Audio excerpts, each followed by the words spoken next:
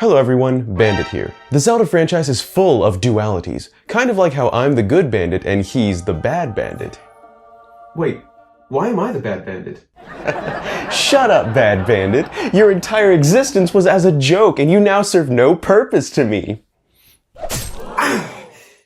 Dude, did you just throw a knife in my chest? That kills people, man. Man, there's blood everywhere. This is outrageous. I can't believe you would kill. I'm basically you. This is so frustrating. You've got Link and Dark Link, the Light Realm and the Dark Realm, and even Hyrule and Lorule. The use of duality is present in most areas of the franchise if you look close enough, but one of them that not too many fans are keen on goes all the way back to the first Zelda game. Did you know that the Master Sword has a double, or an opposite, if you will, that I'm very surprised actually that there aren't more theories about? You see, the entire premise of the game is also focused on this idea of duality, or parallelism. You've got Hylia and the forces of the light protecting the Triforce, and you've got Demise and the forces of darkness trying to take it. Their introductions are even stylized to resemble one another in the opening cutscene. Hylia created the Goddess Sword with which to do battle against Demise, and Demise created his own version, let's just call it the Demon Sword, to do battle against Hylia. But the purpose of this video isn't necessarily to answer where the Demon Sword came from. We kind of just did that. But in looking closer at these two swords and their similarities and differences, I think it'll reveal more to us about their creators, Hylia and Demise, and potentially even some other characters. But real quick before we start, I just wanted to throw out there that if you've been a fan of my channel for long, or maybe you've watched a couple of my videos by this point, you may remember that I just did a video on the whole two Master Swords idea. I just wanted to specify that this video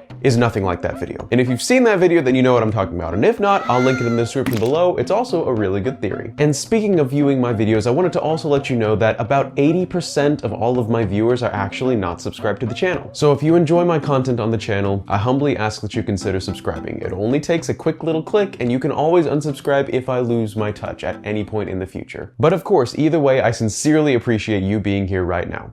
So, where was I? Ah yes, the Demon Sword. I briefly mentioned a little bit ago that it was the Goddess Sword's parallel counterpart, but I'm sure a lot of you are thinking, what exactly is supposed to be parallel about these two swords? I'm so glad you asked. You see, in the first place, both blades are created by a deity. That much we already know. Both blades are also sentient. Hylia created Fi not only to be a spirit that lives within the blade to aid the hero in his quest, but to also literally be the blade. It's no accident that her, clothing represents the style and coloration of the Master Sword. And also, it's revealed to us in Breath of the Wild that she literally speaks as the Master Sword. And also, even though Hyrule Warriors isn't a canon Zelda title, the first game features her as a playable character, and in that game, as part of her moveset, she literally transforms into the Goddess Sword. And this is further proven by looking at Fi's counterpart, the Demon Sword, also known as Ghirahim. Not only is his entire character design very familiar, complete with a little swirly hairdo, but at the end of the game, the blade is heavily implied to literally be him, and moments later, after his and Link's battle, the blade is pulled from his body. Both of these blades also function the exact same in that they are both Skyward Swords capable of Skyward strikes. And as if the creation and sentience and powers of these two swords weren't already enough to prove their parallelism, there's also the matter of their design. The Master Sword has a pointed pommel, a wing design guard with 3 points, a gemstone, and is a double-edged broadsword, which just means that the sword was designed more for cutting instead of stabbing. On the other hand, the Demon Sword has a pointed pommel, wing design guard with 3 points, a gemstone, and is also a double-edged broadsword, even though its blade is weirdly spiky, because as we all know, spikes are a clear sign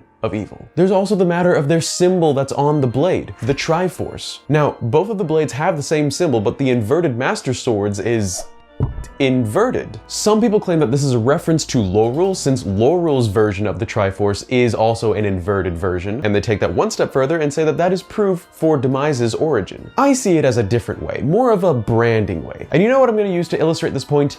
Utensils. Let's go to my kitchen and look at a spoon for a second. Here we go to the kitchen. Hi, buddy. How you doing? Hi, Ganon. What's going on? How you doing, buddy?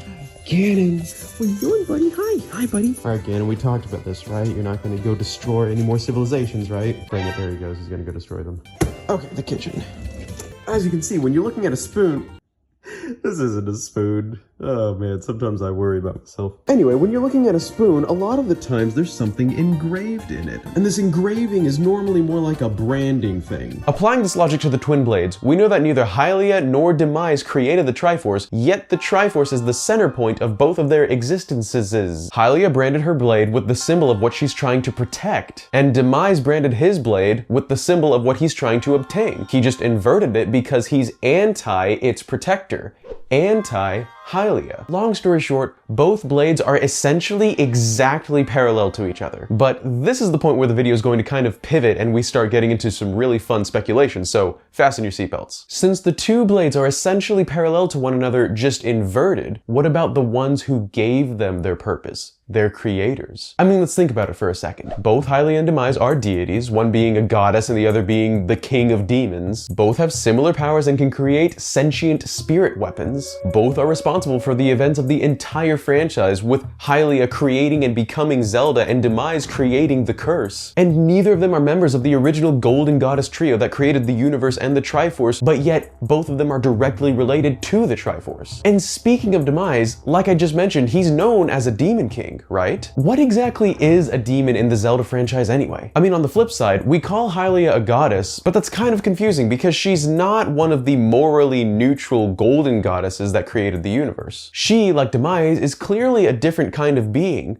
Lower, exists on the earth, and is even documented to be able to suffer from wounds like she did in the ancient battle against Demise. All things considered, she sounds less like one of the original golden goddesses and more like what Christian teachings say an angel would be, which would be a being that was created by God, or in this case the goddesses, that is lower than the goddesses but made to serve them. But an angel is also higher in status than humanity and is also immortal, and they're known to engage in warfare. And by these same Christian teachings, which, no joke, the entire Zelda franchise was actually based off of, and you should totally look that up when you have the chance. You know what a demon is?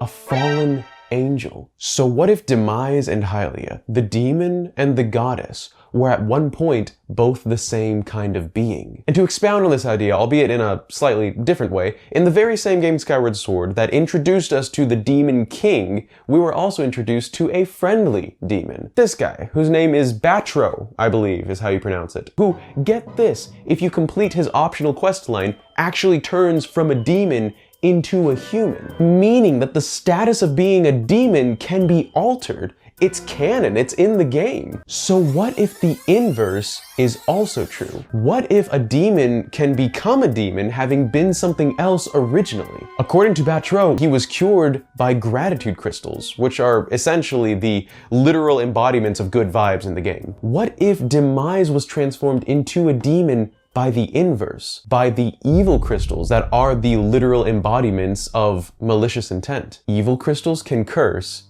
gratitude crystals can cure. Evil and gratitude, light and dark, Fi and Ghirahim, Goddess Sword and Demon Sword, and Hylia and Demise. See, the duality is present everywhere, and I also believe that it applies to the two individuals who started it all. Also, and this is the last thing I'll throw out there before I wrap this video up, since we know that Link is Hylia's chosen hero who ultimately she created the Goddess Sword for, what if the inverse, also known as Dark Link, is Demise's chosen? Since he is the inverse of the spirit of the hero and his coloration looks a lot like the Demon Sword. But that is just super speculation at this point. I just thought it was neat to think about this concept of parallelism in the Zelda games. And speaking of thinking, what did you guys think of this theory? Are Hylia and Demise really parallel counterparts to each other, which explains all these weird coincidences in the game?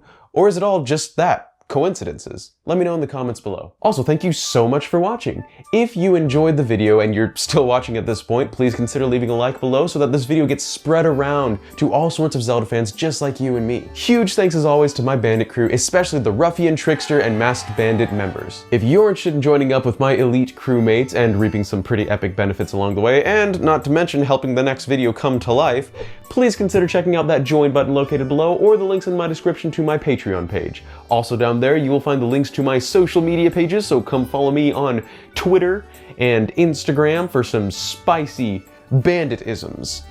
That was probably the weirdest way I could have said that, but we're gonna go with it. Anyway, that is all I've got for this one. As always, I hope you have a wonderful rest of your day. This is MaskedNintendoBandit signing out.